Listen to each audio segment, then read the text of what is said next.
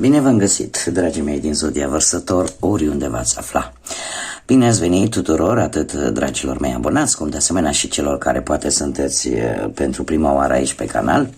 Tuturor un călduros bun venit. Azi, așa cum v-am obișnuit, voi face o lectură temporală, o lectură fără limită de timp. O lectură pe care voi să o puteți urmări oricând doriți sau atunci când apare în viața noastră.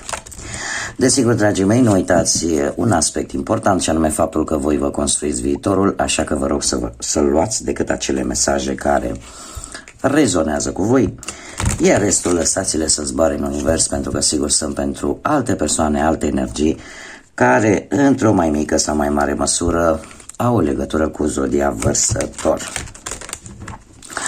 Așa că, dragii mei, toți cei care aveți Soare, Lună, Venus, Ascendentul în Zodia Vărsător, atunci această lectură este de asemenea și pentru voi. Dacă nu veți rezona cu această lectură, nu face nimic, puteți viziona celelalte zodii care pot reprezenta pentru voi Ascendentul, Lună, Venus sau oricare altă planetă importantă din cartea voastră natală. Bun, dragii mei, haideți să vedem care este situația actuală pentru dragii mei din Vărsător în acest moment când voi urmăriți această lectură. Haideți să vedem.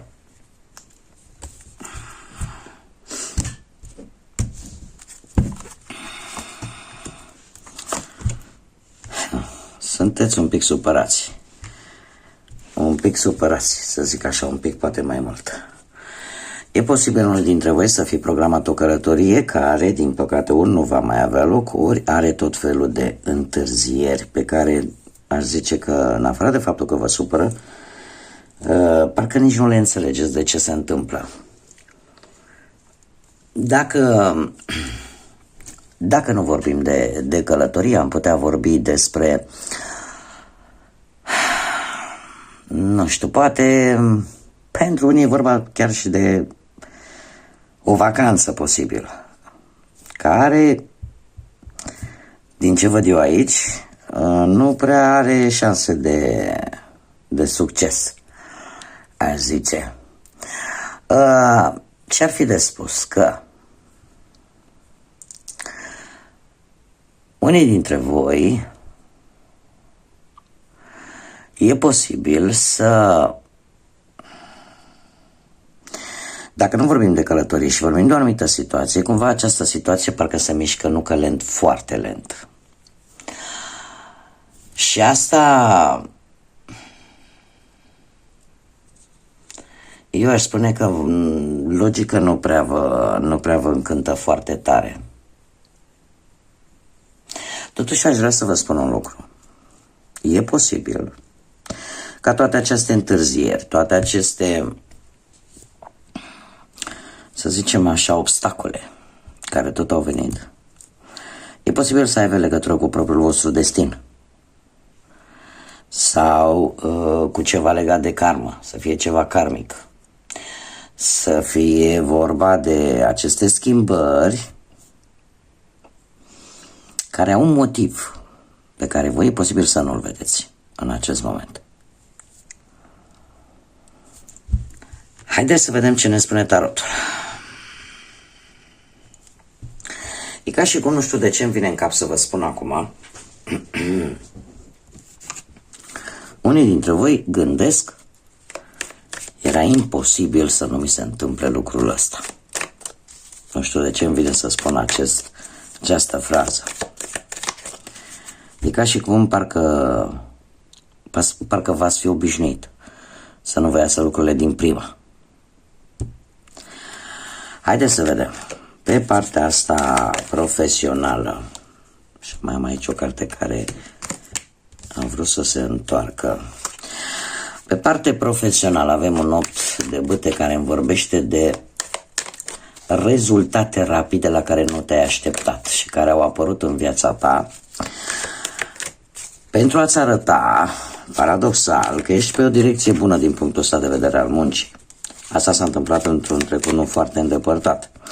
În acest moment te afli într-o perioadă în care ești foarte determinat, foarte hotărât.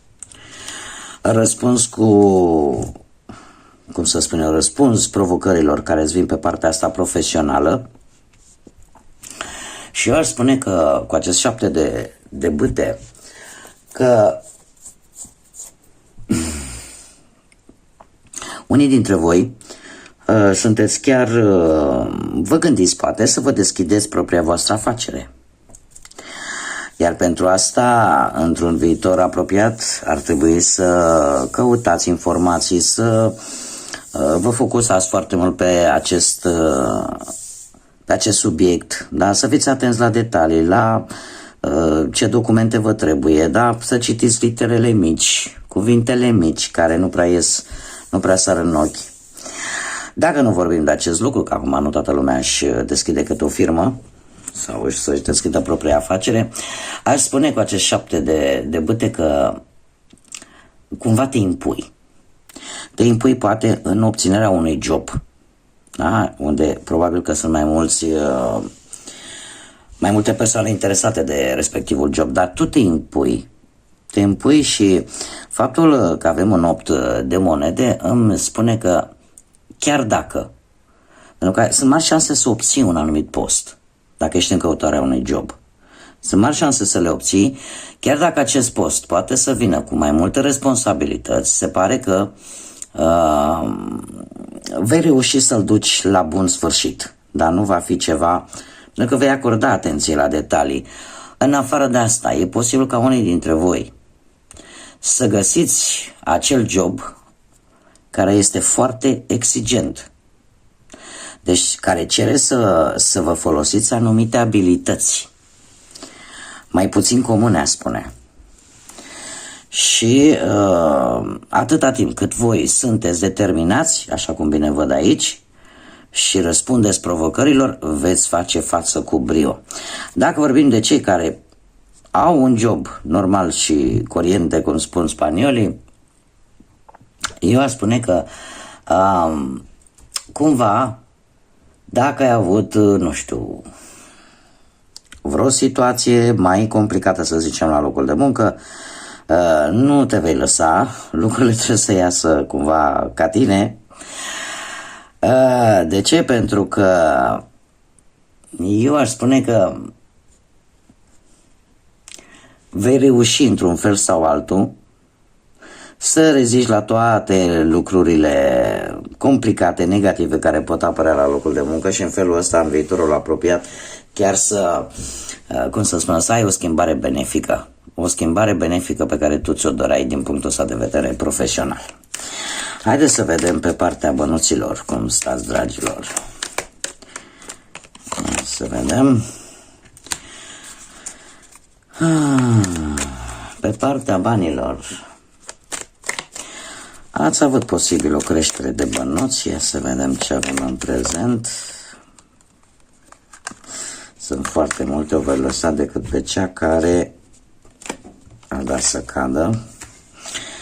Da, se pare că într-un trecut nu foarte îndepărtat ați avut așa o intrare de bănuți, dar în acest moment treceți printr-o schimbare. Treceți printr-o schimbare cu roata norocului.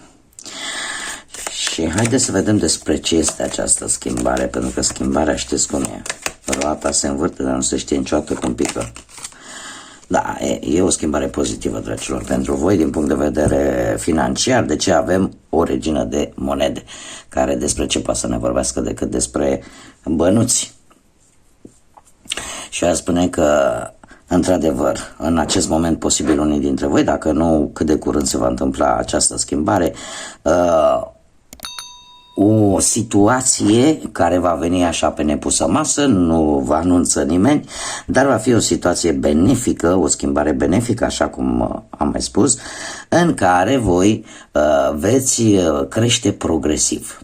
Adică se apropie o perioadă pozitivă în viața voastră, în care lucrurile încep să se miște în favoarea voastră. De asemenea, știm foarte bine că regina de monede este ea mama tuturor răniților, dar este o femeie foarte economă, da? Este o regină care, prin energia ei, da, pune întotdeauna bănuți deoparte. Deci asta nu exclude ideea de a economisi, dragilor, într-un viitor apropiat. Da, vine și ea cu un sfat. Haideți să vedem pe partea dragostei cum stați. Vai, dar și cu voi, dragii mei. Când am zis de dragoste, parcă v-ați tulburat așa. Ce se întâmplă? Iau decât cărțile care efectiv s-au întors cu fața. Dragii mei, cei care sunteți într-o pereche, pentru că era rândul vostru, ați traversat o perioadă destul de neagră în existența voastră amoroasă. De ce avem un 9 de spade? Ceva s-a întâmplat. Ceva din exterior sau poate o anumită teamă, o anumită frică a făcut să aveți destul de multe preocupări, destul de multe probleme în relație, nu știu, cumva parcă intuiască că ceva vi se ascunde, că ceva nu vezi, dar cumva parcă există acolo. Aș spune că ori v-ați pierdut încrederea în cineva. Avem o regină de cupe. O regină de cupe care îmi vorbește de intuiție. În acest moment, acum trebuie să vă spun, am aici două variante mari și late. Ori avem de-a face cu zodii de apă, rac, pești, scorpion, sau avem de-a face cu zodii de aer, gemeni, balanță sau vărsător, la fel ca și voi. Ce trebuie să vă spun? Dacă aveți în viața voastră cumva o persoană dintr-o zodie de apă, așa cum am spus mai înainte, se pare că veți fi foarte tranșanți. Veți fi destul de autoritari, destul de fermi și eu aș spune că într-un fel sau altul, ori voi, ori persoana voastră încearcă să domine mai mult pe celălalt și cumva se cere o moderație cam de ambele părți. Faptul că avem în prezent această regină de cupe, pe partea asta dragostei în relație, îmi spune că totuși există, cum să spun, emoții. Există emoții, există sentimente solide, profunde. Și dacă vă folosiți intuiția, cumva veți reuși să rezolvați anumite probleme care pot apărea în relație. Faptul că voi ați avut o perioadă neagră în care poate ați gândit, uite, mă înșală, uite, simt eu, îmi spune mie intuiția. Hai să vă spun un lucru. De multe ori gândurile noastre pot fi influențate, mai ales că voi sunteți și o zodie de aer, pot fi influențate foarte mult de surse externe, așa cum v-am mai spus și cu acest 9 de spade. Pentru că e posibil ca aceste preocupări pe care tu ți le faci vis-a-vis de relația ta, mie din ce mi-apare aici, nu văd niciun fel de motiv plauzibil. Dar vine cumva dintr-o sursă externă, da? Toate aceste preocupări. Și trebuie să vă mai spun un lucru, atât încât voi o să tot dați ocol la acest subiect, nu veți face altceva decât să atrageți la rândul vostru o energie negativă, da? Apare legea asta a atracției, în care dacă gândim negativ, atunci sunt mari șanse ca energii negative să vină către voi. Dar din câte văd aici, cum am mai spus, ori voi, ori mai degrabă aș spune voi, din ce vă spun cărțile, dar trebuie să fiu imparțială și atunci aș spune că ori voi, ori persoana voastră cumva încearcă să se impună, să fie mai dominantă, da? Și atunci, logic că apar discuții, apar probleme. Deci se cere un pic de moderație din partea amândorura. Pe partea celor care, pe partea dragostei pentru cei care sunteți singurei, burlaci și burlăcițe, avem într-un trecut nu foarte îndepărtat, deja două arcane, dragii mei, într-un trecut nu foarte îndepărtat aș spune că ați avut o perioadă destul de nefericită, aș spune. Ia să vedem ce carte mai avem aici, chiar două, ca să ne dăm seama despre ce este vorba. Dragii mei, în prezent În prezent aș spune că ești atras de cineva. Ești atras de cineva, nu știu dacă semnul Capricornului îi spune ceva, ai o atracție vis-a-vis de cineva, dar parcă nu există implicații sentimentale, din păcate, cel puțin până acum. Probabil că în următoarea perioadă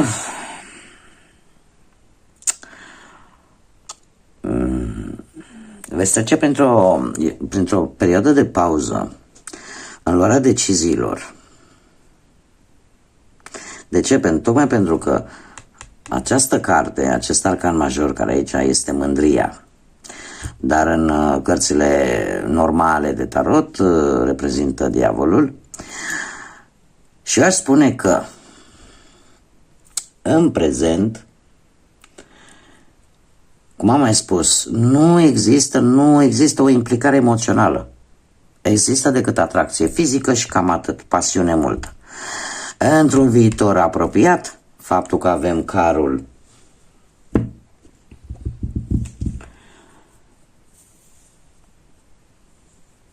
nu știu, e posibil să vă trezească interesul cineva într-o călătorie care să vă pună un pic în încurcătură.